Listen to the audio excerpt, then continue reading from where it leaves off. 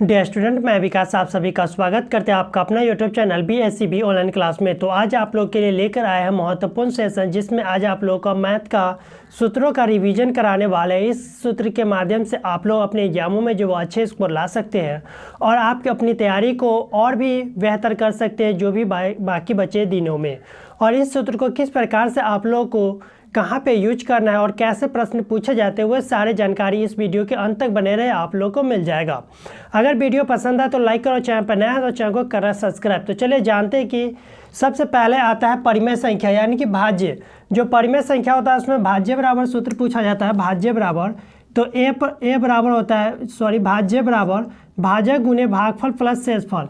इसे हम अगर अंग्रेजी में लिखते हैं तो ए बराबर होता है BQ प्लस आर। तो ये इस प्रकार से लिखा जाता है, ए बराबर BQ प्लस आर। तो भाज्य बराबर क्या होता है, भाजक गुने भागफल प्लस शेषफल। तो इस प्रकार से इसे आप लोग याद करना है। और सेकेंड है आप लोगों को द्विघात समीकरण, यानी द्विघात समीकरण का अल्फा प्लस बीटा दो मूलों का योग अगर पूछा जाता है, दो मूलों का योग बराबर क्या होता है तो -b/a। तो दो मूलों का योग -b/a और अल्फा इंटू गुणनफल जो होता है वह होता है c/a। तो ये आप लोग को याद होना चाहिए। और व्यापक रूप कभी कभी पूछ लिया जाता है कि द्विघात बहुपद का व्यापक रूप क्या होता है। तो द्विघात बहुपद का जो व्यापक रूप होता है वह होता है ax² plus bx plus c। तो इस प्रकार से आप लोगों को द्विघात बहुपद का व्यापक रूप भी याद होना चाहिए जो कि एग्जाम में पूछा जाता है। तो चलिए नेक्स्ट देख लेते हैं। द्विघात बहुपद का जो द्विघात बहुपद ज्ञात करने का जो सूत्र होता है वह होता है x² minus alpha plus beta x plus alpha into beta. तो ये सूत्र आप लोगों को याद होना चाहिए कि जिसके माध्यम से आप लोग द्विघात बहुपद को जो वह ज्ञात कर सकते हैं। दो शून्यकों का योग दिया हो रहता है और शून्यकों का गुणनफल दिया हो रहता है, जिससे आप लोग द्विघात बहुपद जो है वह निकाल सकते हैं।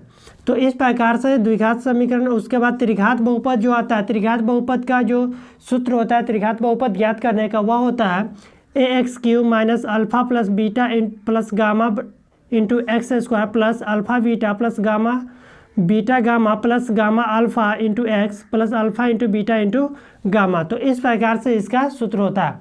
और अगर शून्यकों का योग पूछा जाए तो त्रिघात बहुपद का शून्यकों का योग होता है alpha plus beta plus gamma equal to होता है -b/a। Alpha beta plus beta gamma plus gamma alpha equal to होता है -b/a। और alpha beta beta gamma plus gamma alpha बराबर होता है c/a। और alpha into beta into gamma equal to होता है -d/a। तो ये आप लोगों को याद होना चाहिए त्रिघात बहुपद के बारे में। तो इस प्रकार से प्रश्न जो है वो पूछे जाते हैं। अब रैखिक समीकरण, अगर द्विघात दो चर वाले रैखिक समीकरण में अगर इस प्रकार से प्रश्न आता है, अगर जिसका मान बराबर नहीं होता तो रैखिक समीकरण कहलाता है और इसका अद्वितीय हल होता है। तो कितने हल होता है वो भी पूछा जाता है। तो अद्वितीय हल होगा इस प्रकार के समीकरण में।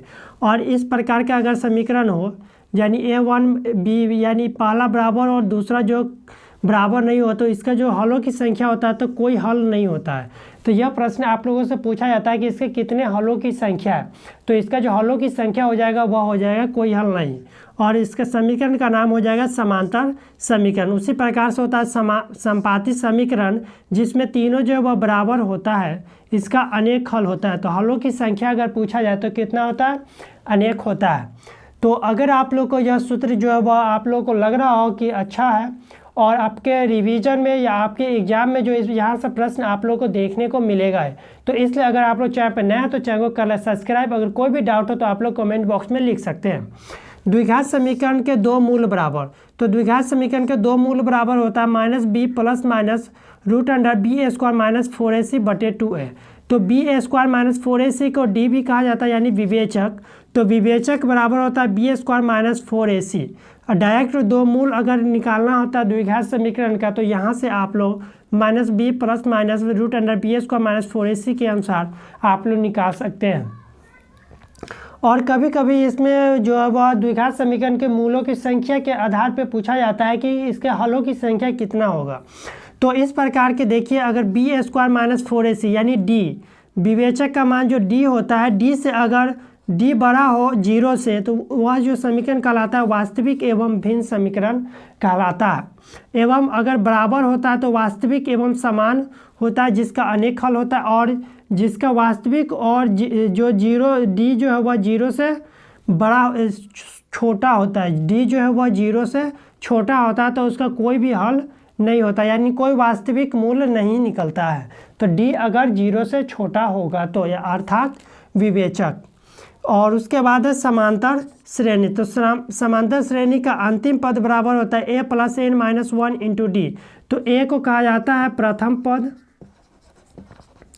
a को क्या कहा जाता है प्रथम पद, और n जो होता है वह nवां संख्या होता है, जितना भी संख्या आप लोग को निकालना रहता है वह संख्या होता है, और डी होता है सर्वांतर, सर्वांतर। डी क्या होता है सर्वांतर होता है, जो दोनों जो समीकरण होता है उसमें गैप को डी कहा जाता है। तो इस प्रकार से समांतर श्रेणी का अंतिम पद यानी टी एन बराबर जो होता है a plus n minus 1 into D, और पदों का योग अगर समांतर श्रेणी का योगफल ज्ञात करना होता है तो योगफल बराबर होता है n/2 2a plus n minus 1 into D. तो इस प्रकार से जो यहाँ पर a का वैल्यू होता है प्रथम पद, n का वैल्यू होता है nवां पद जो हमें संख्या निकालना रहता है, और d होता है सर्वांतर।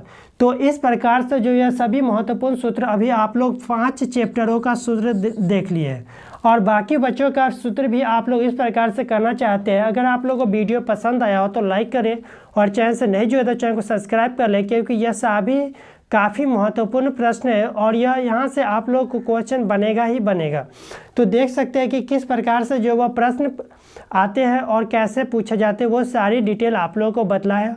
और क्लास 10th का जो सूत्र है वह सभी महत्वपूर्ण सूत्र होता है। अब आगे जो भी बचा हुआ सूत्र अगर आप लोग इस प्रकार से करना चाहते हैं तो कमेंट बॉक्स में लिखें, जिससे नेक्स्ट वीडियो में आप लोग को जो भी सूत्र बचा हुआ है वो सारे सूत्र एक ही वीडियो में आप लोग को करा देंगे। वीडियो पसंद आया तो लाइक करो, चैनल से नहीं जुड़े तो चैनल को सब्सक्राइब कर ले। एक बार आप लोग को जूम करके दिखलाते हैं कि क्या क्या यहाँ पर सूत्र लिखा हुआ है। तो देख सकते हैं कि किस प्रकार से जो वह सूत्र जो है वह लिखा हुआ है, और आसानी से आप लोग समझ पाए होंगे। अगर वीडियो पसंद आया हो तो लाइक करो, चैनल से नहीं जुड़ा तो चैनल को सब्सक्राइब कर ले। सभी सूत्र आप लोग